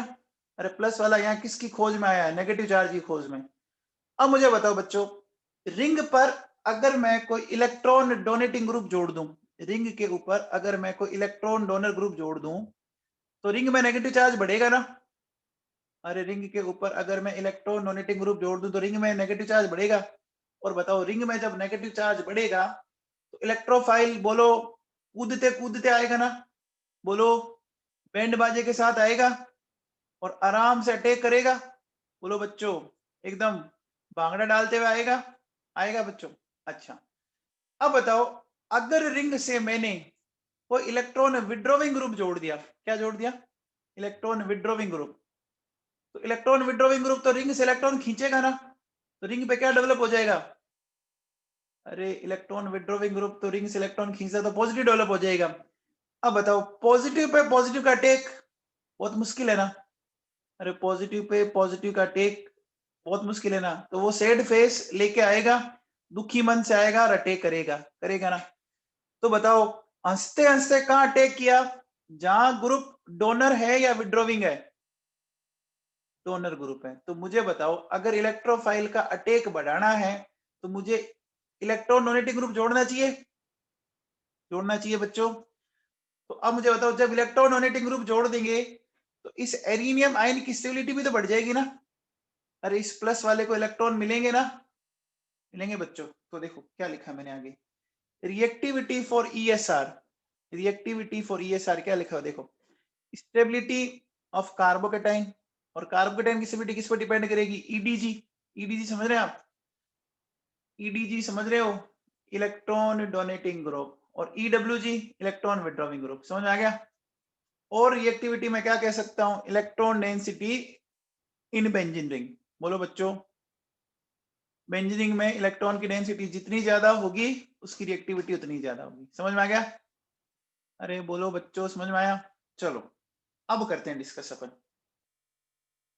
ठीक है बच्चों, अब अपने को बच्चों मैं कुछ आपको एग्जांपल करवाता हूं ईएसआर के लिए रिएक्टिविटी का ऑर्डर। यहां से बच्चों क्वेश्चन आता है, ध्यान रखना।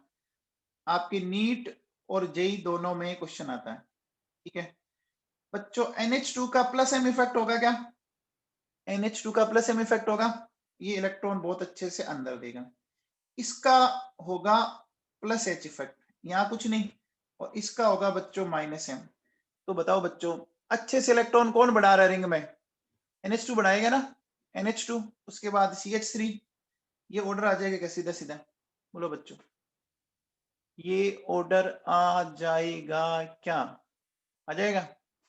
ठीक है बच्चों समझ में आया? अरे आया क्या? चलो अगला हो। देखो बच्चों ये NH2 है, बैठेगा अंदर, रिंग को एक्टिवेट करेगा। यहाँ देखो ये जो लोन पेयर है इसको इधर भी जाना पड़ रहा है एज वेल एज इस डबल बॉन्ड के साथ भी जाना पड़ेगा ना।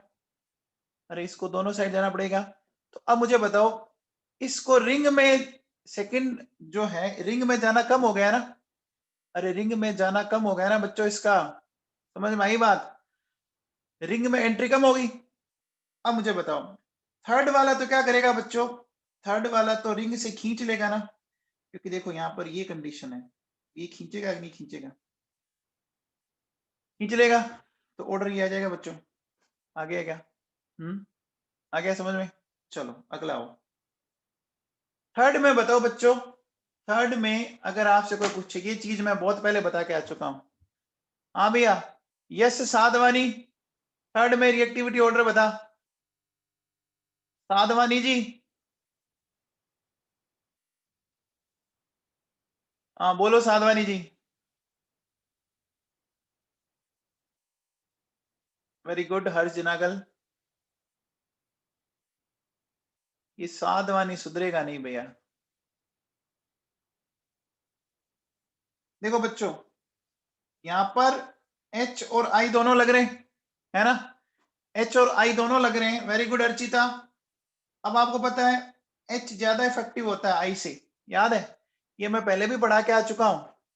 तो अभी दो बच्चों ने गलत आंसर दिया था, एक साधवानी और एक मुदिता जोशी ने। समझ में आ गया? ये 3 alpha H, 2 alpha H, 1 alpha H और 0 अल्फा एच। अरे समझ में आ गया क्या तुम दोनों को?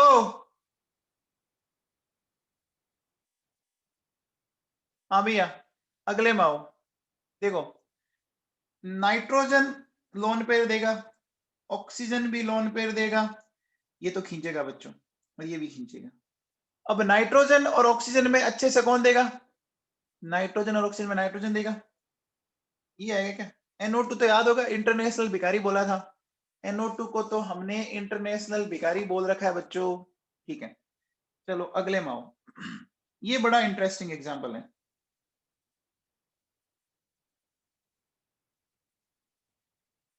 बताओ बच्चों, इस एग्जांपल में बताओ, फिफ्थ में सबसे पहले किसको लूं?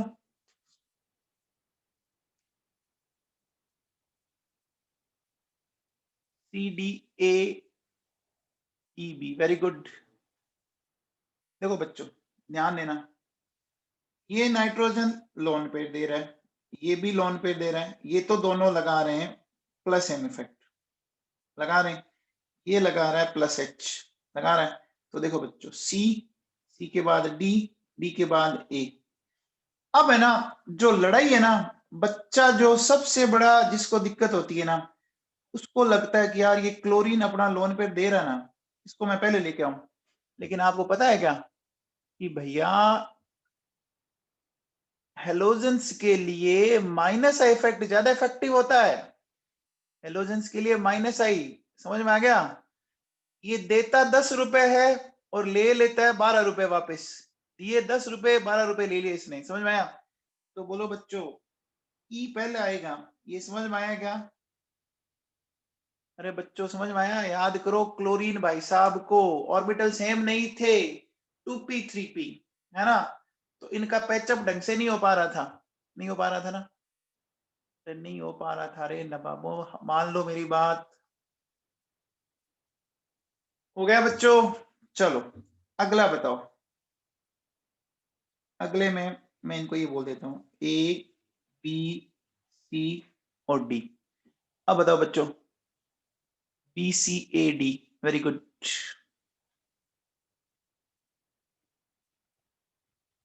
भैया देखो, नेगेटिव का इलेक्ट्रॉन देने की टेंडेंसी तो बहुत ही ज्यादा होगी ना, नेगेटिव की तो इलेक्ट्रॉन देने की टेंडेंसी ज्यादा ही होगी ना। और फिर ये लोन पेयर है बच्चों, ये लोन पेयर देगा, देगा। और भाई साहब लास्ट वाले में तो पॉजिटिव आ गया, ये तो खींचेगा ही खींचेगा, ये तो खींचेगा ना, खींचेगा बच्चों। चलो अगले में आओ बच्चों। ये देखो, ए बी, आपका सी और डी। अब बताओ बच्चों, सबसे पहले कौन? सबसे पहले आएगा सी के बाद ए के बाद बी के बाद डी, आएगा, आएगा बच्चों। देखो मिथाइल ग्रुप जुड़ा हुआ है, मिथाइल ग्रुप जुड़ा हुआ है, मिथाइल का क्या लगेगा? प्लस एच लगेगा। समझ में आया क्या? अरे बोलो बच्चों, समझ में आया क्या?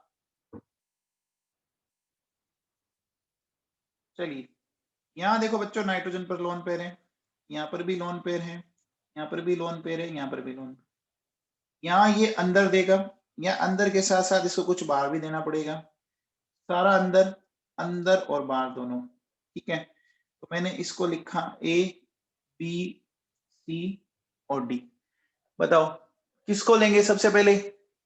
सबसे पहले ए आएगा बच्चों, ए के बाद, अब देखो बेटा, नाइट्रोजन भली हो लेकिन उसके अगले बी में दूसरी तरफ भी जाने लग गया, तो अब सी आएगा बच्चों, सी के बाद बी, बी के बाद डी, है ना? आएगा बच्चों? ठीक है, चलो बच्चों ये बताओ,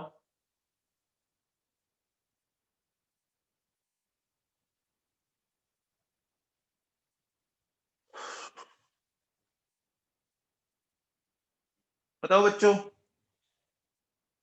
ई आ जाएगा ना? देखो बच्चों कैसे, ये ऑक्सीजन के लोन पेयर है, ये दोनों अंदर दे सकते हैं, यहां सिर्फ ये एक अंदर देगा, देगा बच्चों। ये यहाँ पे कौन सा इफेक्ट लगाएगा? इफेक्ट लगाएगा क्या? ये माइनस इफेक्ट लगाएगा बच्चों। और देखो, ये यहाँ पे क्या लगाएगा? -M लगाएगा, लगाएगा क्या बच्चों?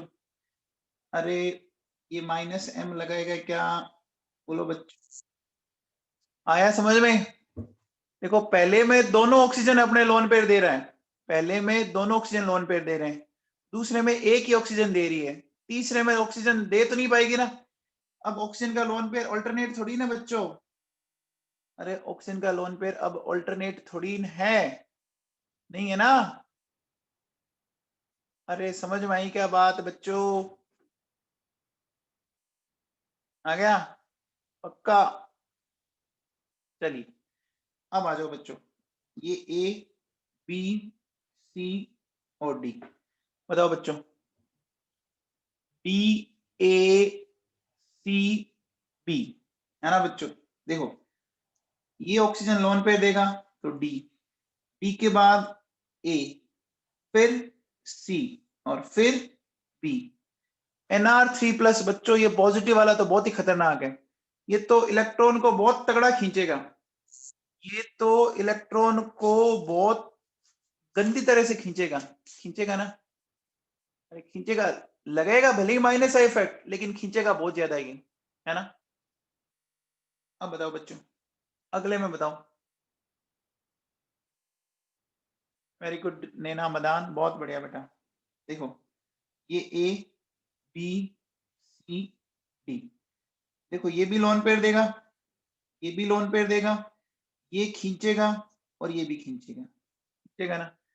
तो अब नाइट्रोजन और ऑक्सीजन में लोन पेयर देने की टेंडेंसी नाइट्रोजन की ज्यादा होगी, तो ए के बाद बी। अब देखो बच्चों, यहाँ ग्रुप OR है और यहाँ ग्रुप NH है, तो बच्चों आपको पता होगा ऑक्सीजन ज्यादा खींचेगा और नाइट्रोजन कंपेरेटिवली कम खींचेगा, तो डी के बाद सी आ गया। आ गया बच्चों? आ गया। चलिए अगला बताओ बच्चों, अगला बताओ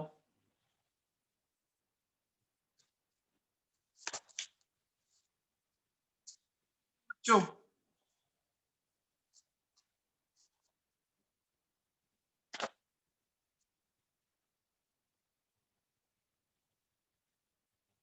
ये आ जाएगा क्या? देखो बच्चों, नाइट्रोजन का लोन पेयर हमेशा रेजोनेंस में जाएगा, इधर देखो, इधर भी जाना पड़ेगा और इधर जाना पड़ेगा, है ना, और ये तो खींचेगा बच्चों, खींचेगा ना, अरे खींचेगा ना। आया समझ में? बोलो बच्चों समझ में आया क्या? आ गया। चलो अगला बताओ बच्चों, ए बी सी डी, सही है। देखो नेगेटिव तो देगा ही देगा, नेगेटिव तो देगा ही देगा, ये भी देगा। अब कार्बन का नेगेटिव और ऑक्सीजन का नेगेटिव कौन अच्छे से देगा? कार्बन का नेगेटिव ऑक्सीजन का नेगेटिव कौन अच्छे से देगा? कार्बन नेगेटिव देगा। फिर देखो बच्चों, और SO3 तो खींचता है, खींचता है बच्चों। चलिए अब आओ बच्चों, पीएच, और ये बताओ बच्चों, ये बड़ा इंटरेस्टिंग है, लास्ट वाला एग्जांपल बड़ा इंटरेस्टिंग एग्जांपल है बच्चों। देखो इसमें ये आएगा, क्योंकि देखो बच्चों ये प्लस M लगाएगा, ये भी प्लस M लगाएगा, ये प्लस H लगाएगा और ये I लगाएगा। अब बताओ M और H में ज्यादा इफेक्टिव कौन होता है? अरे M होता है ना बच्चों, अरे M होता है ना, समझ में आ गया? अरे एक बेंजीन रिंग दूसरी बेंजीन रिंग के लिए, देखो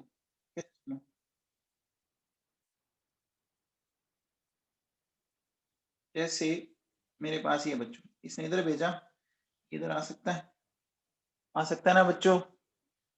अरे आ सकता है।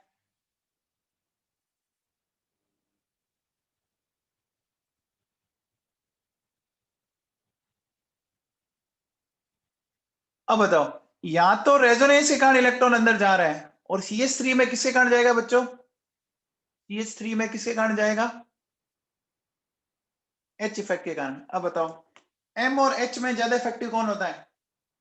M और H में ज्यादा इफेक्टिव कौन होता है? M होता है। आ गया बच्चों समझ में? आ गया क्या? तो बच्चों देखो मैंने आपको इसमें 8-10 एग्जाम्पल बता दिए, ऐसे क्वेश्चन एग्जाम में आते हैं बच्चों, आपके एग्जाम में ऐसे क्वेश्चन आते हैं, ठीक है।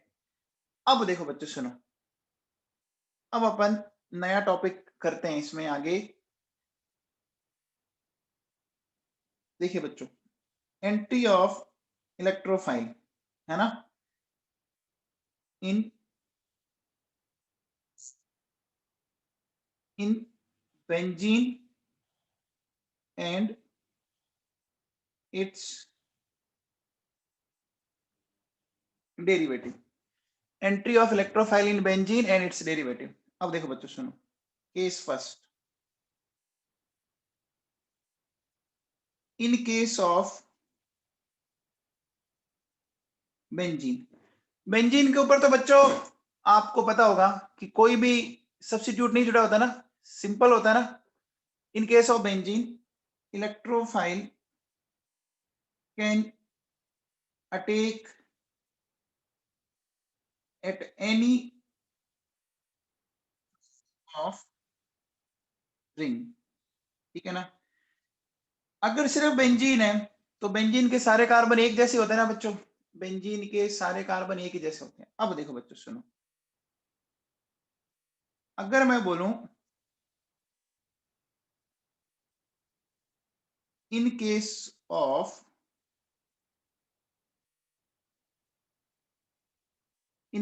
Substituted benzene,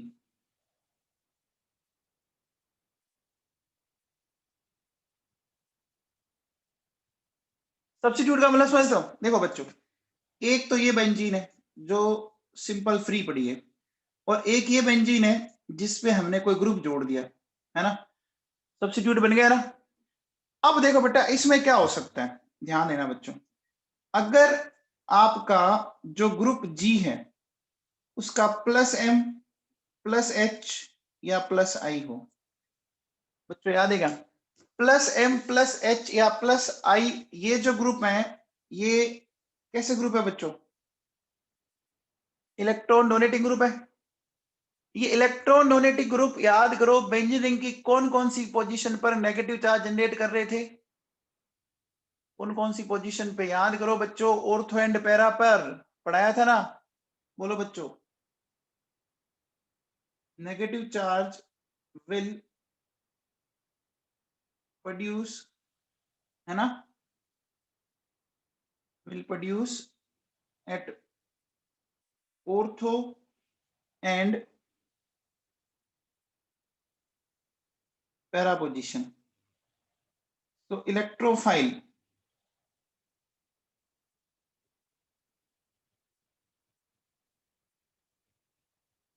will attack on these two positions. समझ में आ गया, अरे समझ में आ गया।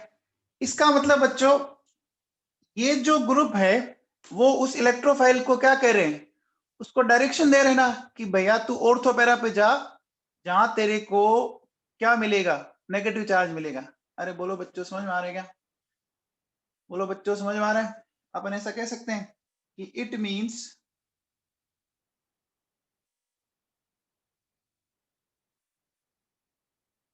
such groups are orthopara directing. हो गया बच्चों।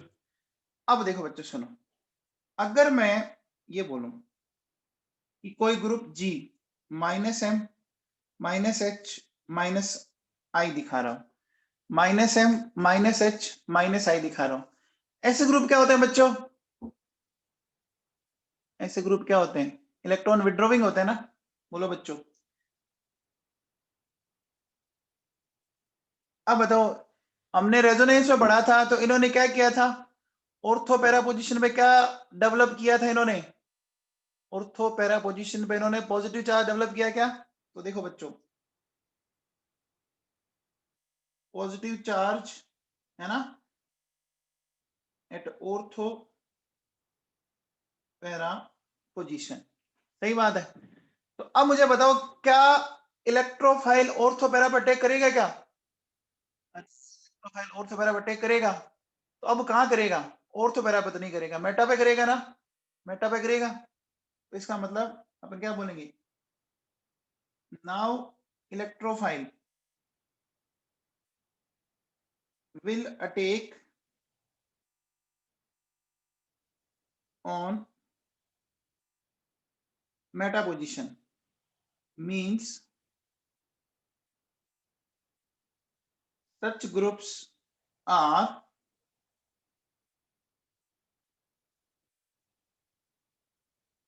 meta directing. ठीक है बच्चों, अब देखो बच्चों सुनो, मैं कंडीशन सी लेता हूं। देखो बच्चों, आपका वन ग्रुप प्लस एम, ठीक है, और अदर ग्रुप माइनस एम, ठीक है। एक ग्रुप प्लस एम वाला है और दूसरा ग्रुप माइनस एम वाला है, तो बच्चों बताओ इलेक्ट्रोफाइल किसके अकॉर्डिंग एंटर, इलेक्ट्रोफाइल किसके अकॉर्डिंग एंटर करेगा, प्लस एम वाले के अकॉर्डिंग या माइनस एम। बच्चों इलेक्ट्रोफाइल को तो इलेक्ट्रॉन चाहिए ना, इलेक्ट्रॉन कौन दे रहा है रिंग में, प्लस एम वाला देगा ना। देखो बच्चों आप इसको ऐसे समझो, जैसे मैं ऐसा बोलूं बच्चों, ध्यान देना, देखिए एक ये ग्रुप है, एक ये ग्रुप है, इसका प्लस एम और इसका माइनस एम। अब बताओ, अब इलेक्ट्रोफाइल किसके अकॉर्डिंग एंट्री मारेगा, इलेक्ट्रोफाइल किसके अकॉर्डिंग, OH के अकॉर्डिंग या NO2 के अकॉर्डिंग। अरे OH के अकॉर्डिंग मारेगा ना, क्योंकि OH इलेक्ट्रॉन अंदर देता है और NO2 तो बच्चों खींचता है। समझ में आ गया, अरे बच्चों समझ में आ गया, तो अपन क्या बोलेंगे, now electrophile will enter according to plus M group. आगे बात में प्लस एम के अकॉर्डिंग एंट्री मारेगा। अच्छा अगला आ जाओ, देखो one group plus M, other group plus plus M, मतलब उसका प्लस एम इफेक्ट बहुत ज्यादा है, दूसरे ग्रुप का प्लस एम इफेक्ट ज्यादा है।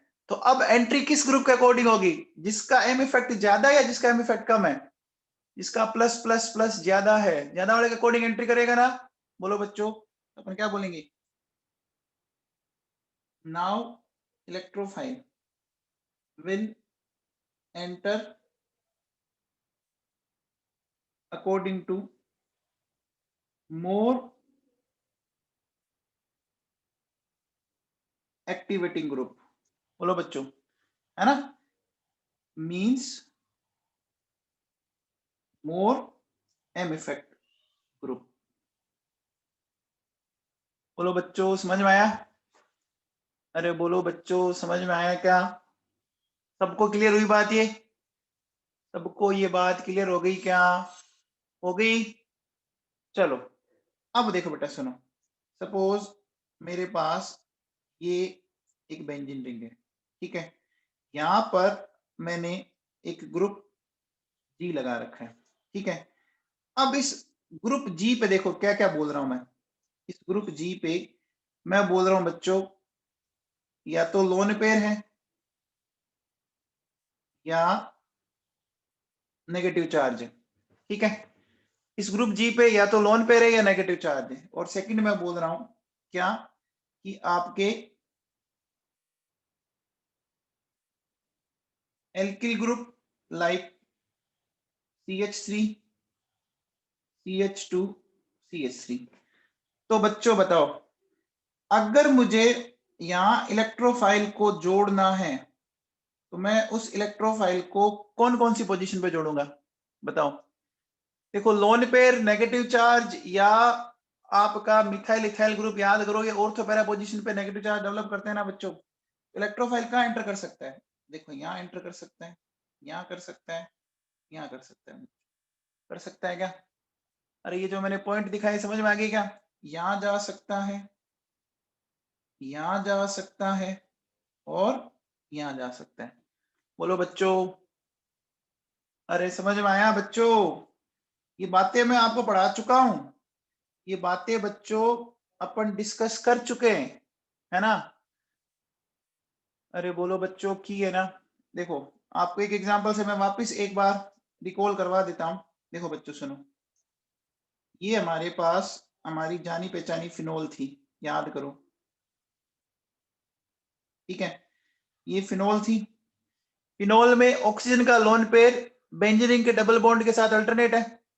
ये लोन पेयर जैसे इधर मूव करेगा, इधर आएगा बच्चों, जैसे ही ये इधर आया, देखो ये हो गया बच्चों, हो गया।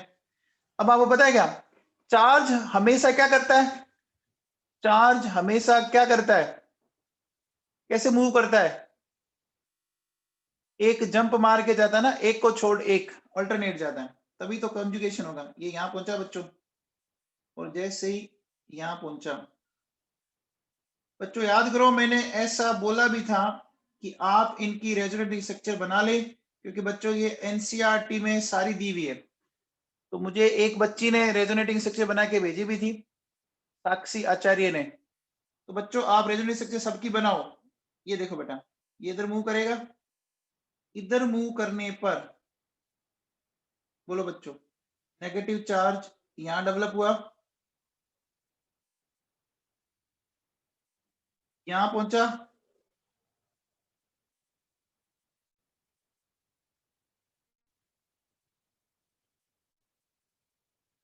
ये। अब बताओ बच्चों, इसकी कौन कौन सी पोजीशन पर आपको नेगेटिव चार्ज दिख रहा है, चेक करो। ऑर्थो पैरा पे दिख रहा है। अगर आप इसका हाइब्रिड बनाते हो बच्चों, ये हाइब्रिड बनाना भी सिखाया था मैंने आप लोगों को, इस तरह से बच्चों ये मूव कर रहा है, ये OH, ये पार्शियल डबल बॉन्ड, ये पॉजिटिव, ये नेगेटिव, 1/3, 1/3 और 1/3। तो बोलो बच्चों, इसी नेगेटिव पे तो फाइल को अटैक करवा रहे हैं ना, अरे बोलो बच्चों, इसी नेगेटिव पे तो अटैक करवा रहे हैं। तो हमने सही किया कि नहीं किया, हमने बच्चों सही किया कि नहीं किया, याद आ गया, बोलो बच्चों। चलो अब देखो, अगर मान लो मेरे पास इस तरह की पिक्चर आ जाए, मैंने बोला ये ग्रुप जी है, ठीक है, इस बार ये जो ग्रुप जी है वो ए डबल बॉन्ड बी हो या ए ट्रिपल बॉन्ड बी हो, ठीक है, और यहां बी अगर नाइट्रोजन या ऑक्सीजन हो, तो बोलो बच्चों, अगर ये नाइट्रोजन या ऑक्सीजन होगा तो क्या करेगा, ये इलेक्ट्रॉन को खींचेगा ना, अरे खींचेगा ना। जैसे देखो बच्चों, आप एक बार बताओ, मैंने ये ले लिया CH डबल बॉन्ड हो, N ये ले लिया बच्चों। अच्छा, अगर मैं कहता हूं कि इस ग्रुप पर पॉजिटिव चार्ज हो तो भी खींचेगा, ग्रुप पे अगर पॉजिटिव चार्ज हो तो भी खींचेगा बच्चों, खींचेगा।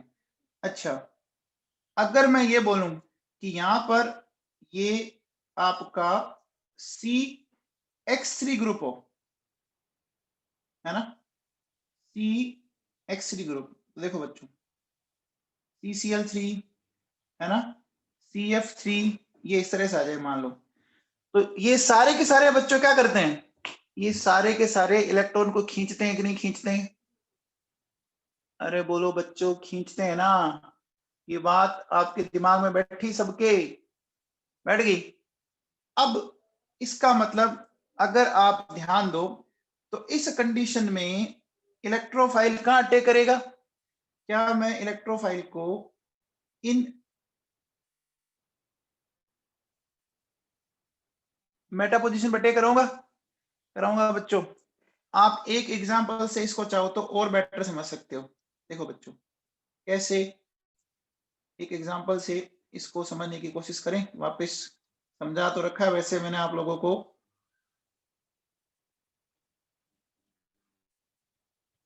ये बच्चों अब देखो ये खींच रहा है ना बच्चों, तो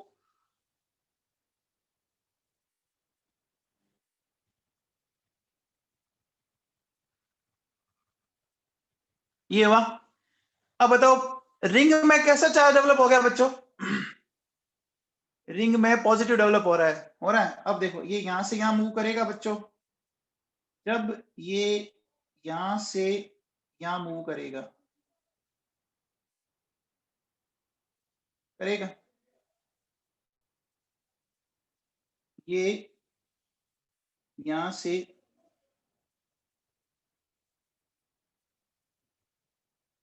ये हो गया और ये यहां से यहां पहुंचा।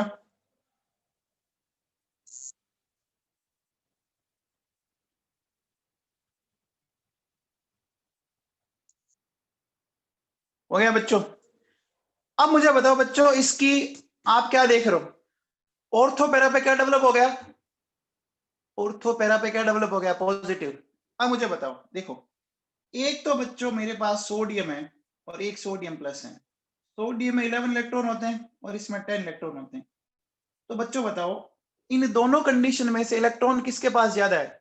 न्यूट्रल वाले के पास, न्यूट्रल वाले के पास या पॉजिटिव वाले के पास? न्यूट्रल वाले के पास है ना, है बच्चों। तो मुझे बताओ, अगर मैं इसका हाइब्रिड बनाऊं, अगर मैं इसका हाइब्रिड बनाऊं तो हाइब्रिड ऐसा बनेगा बच्चों, है ना। हाइब्रिड कुछ इस तरह से बनेगा, ये CH, ये नेगेटिव, ये पॉजिटिव 1/3, पॉजिटिव 1/3, पॉजिटिव 1/3। बोलो बच्चों, तो इलेक्ट्रोफाइल का अटैक यहां पर करवाना पड़ेगा ना। बोलो बच्चों, ये सबको समझ में आया? अब देखो बेटा सुनो, अब अगर आपको इस चैप्टर में आगे ढंग से समझना है ना, तो प्लीज MHI इफेक्ट को बार बार पढ़ते रहे। वो जो पहले के 30 पेज है ना, वो पेज बार बार रिवाइज करते रहे और कोशिश करना है कि एनसीईआरटी में आपके जिस जिस चैप्टर में ये एरोमेटिक कंपाउंड्स दिए हुए हैं, उनकी रेजोनेंट स्ट्रक्चर कल आप बना के चेक करोगे, ताकि आपको कल का जो लेक्चर है वो बहुत अच्छे से समझ में आए। ठीक है ना? ठीक है बच्चों।